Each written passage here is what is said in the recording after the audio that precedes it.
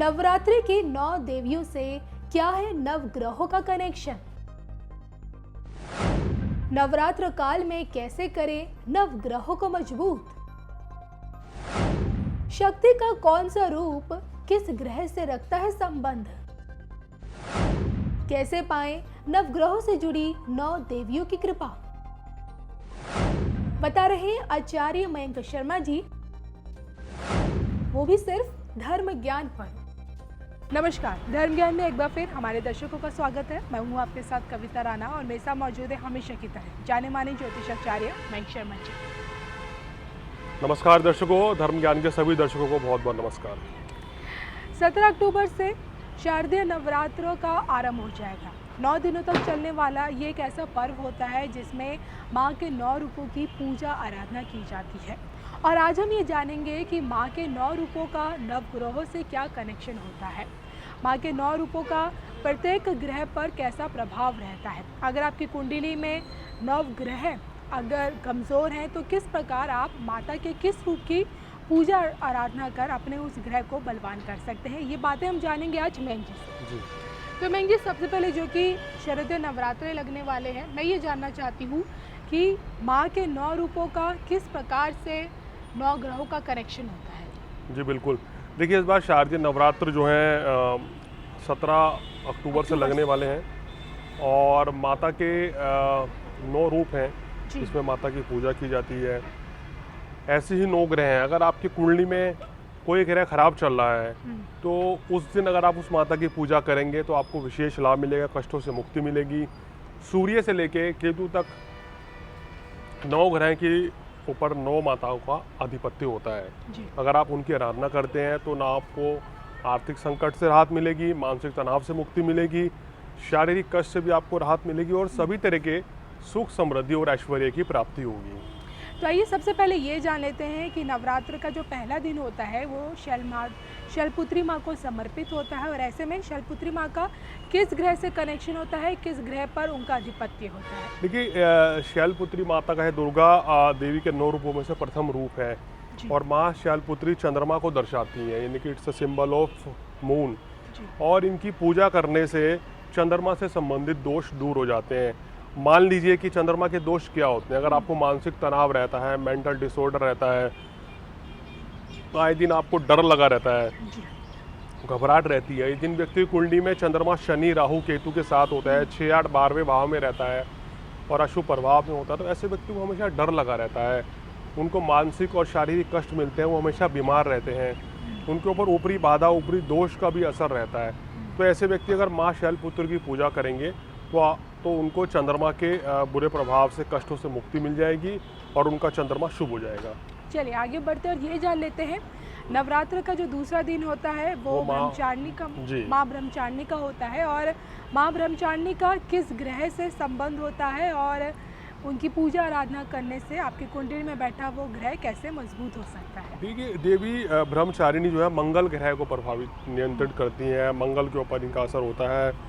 और अगर आप देवी माँ की पूजा करेंगे तो मंगल के बुरे प्रभाव से बच सकते हैं। यानी कि अगर आपके संबंधों में खटास पैदा हो रही है, भाई बहन से संबंध अच्छे नहीं रह रहे हैं, आपको ज़मीन संबंधी कोई दिक्कत आ रही है, आपको स्किन संबंधी कोई दिक्कत है, किसी भी तरह की कोई शारीरिक कष्ट है आपको, तो या आपके वैवाहिक सुख में मांगलिक दोष की वजह से परेशानी आ रही है, तो आप माँ ब्रह्मचारिणी की पूजा करेंगे तो आपको मंगल से संबंधित कष्टों से मुक्ति मिलेगी और आपका ना सिर्फ स्वास्थ्य अच्छा रहेगा, आपका काम कारोबार भी बेहतर चलेगा। चलिए आगे बढ़ते जान लेते हैं कि माँ चंद्रघंटा का किस ग्रह से संबंध होता है। देखिए, जो देवी चंद्रघंटा है, शुक्र ग्रह को वो कंट्रोल करती हैं, शुक्र ग्रह के ऊपर आधिपत्य होता है। तो देवी की पूजा करने से शुक्र ग्रह के बुरे प्रभाव कम हो जाते हैं।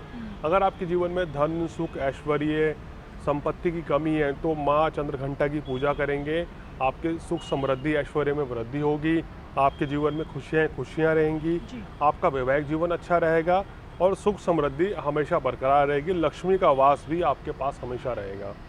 चलिए अब जानते हैं कि माँ कुष्मांडा को प्रसन्न कर आप अपने किस ग्रह को मजबूत कर सकते हैं। देखिए, माँ कुष्मांडा सूर्य ग्रह को कंट्रोल करती है। अगर आप इनकी पूजा करते हैं तो सूर्य से संबंधित दोष दूर हो जाते हैं। अगर आप सरकारी नौकरी करना चाहते हैं या सरकारी नौकरी में कोई तकलीफ आ रही है, आप प्रशासनिक कार्यों में जुड़े हुए हैं और आपको वहाँ कोई परेशानी आ रही है या आपको हड्डियों संबंधी कोई रोग रहते हैं तो माँ कुष्मांडा की आराधना करें तो आपको विशेष लाभ मिलेगा। सूर्य ग्रह को सभी ग्रहों में राजा कहा जाता है, तो अगर आप उच्च पद की प्राप्ति पाना चाहते हैं, राजनीति में सफलता पाना चाहते हैं तो माँ कुष्मांडा की आराधना करेंगे तो आपको विशेष लाभ मिलेगा।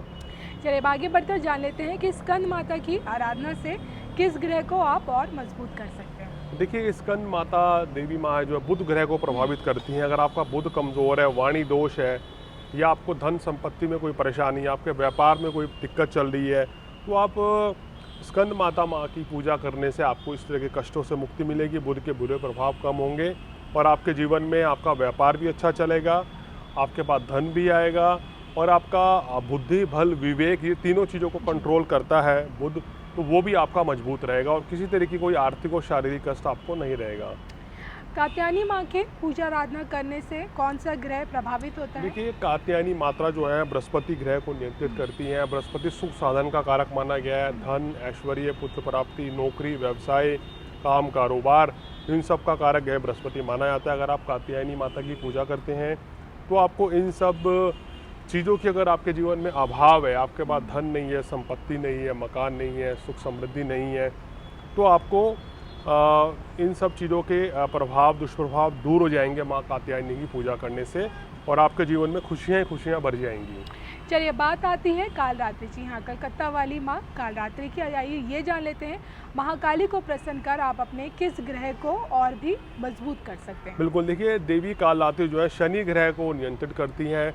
अगर शनि देव से कोई भी कष्ट आपको मिल रहे हैं और शनि देव व्यवसाय के कारक माने गए, अगर आपका व्यवसाय अच्छा नहीं चल रहा है, आपके जीवन में बहुत ज़्यादा उतार चढ़ाव है, आपके ऊपर शनि की 7.5 शनि की ढैया है या शनि की महादशा, अंतरदशा है, तो आप माँ कालरात्रि की पूजा करें। इस नवरात्रि में आपको विशेष लाभ मिलेगा। इस दिन के व्रत रखें तो आपके जीवन में खुशियाँ रहेंगी और किसी तरह की कोई परेशानी या कोई आर्थिक संकट, कोई मानसिक तनाव आपको नहीं झेलना पड़ेगा।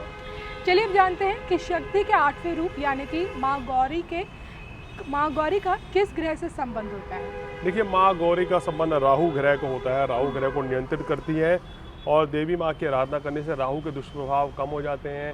अगर आपको लग रहा है कि आपके ऊपर ऊपरी बाधा का असर है, आपके काम कारोबार में उतार चढ़ाव हो रहा है, आपको नज़र लगती है, आपको शारीरिक कष्ट बना हुआ है, आपको साथ कोई षड्यंत्र हो रहा है, तो आप अगर माँ महागौरी की पूजा करेंगे तो विशेष लाभ मिलेगा। इनका व्रत रखेंगे तो सुख समृद्धि की आपको प्राप्ति होगी और आपको जीवन में उच्च पद की भी प्राप्ति होगी।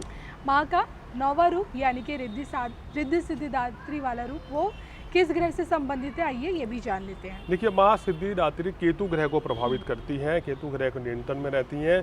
अगर आपको केतु संबंधी कोई कष्ट है, अचानक से आपके ऊपर कोई विपत्ति बड़ी आ जाती है, कोई कष्ट आ जाता है, आपका किसी दिन काम में मन नहीं लगता है, आपको आए दिन जीवन में परेशानियाँ, कठिनाइयों का सामना करना पड़ता है, आपके ऊपर कोई बड़ी विपत्ति आ गई, आपकी कुंडली में केतु शनि के साथ है या केतु अगर 6, 8, 12वें भाव में रोग दे रहा है, कोई बड़ी गंभीर बीमारी दे रहा है, तो आप माँ सिद्धिदात्री की पूजा करेंगे तो आपको विशेष लाभ मिलेगा और केतु के बुरे प्रभाव कम होंगे और शुभ फलों में भी आपको वृद्धि होगी।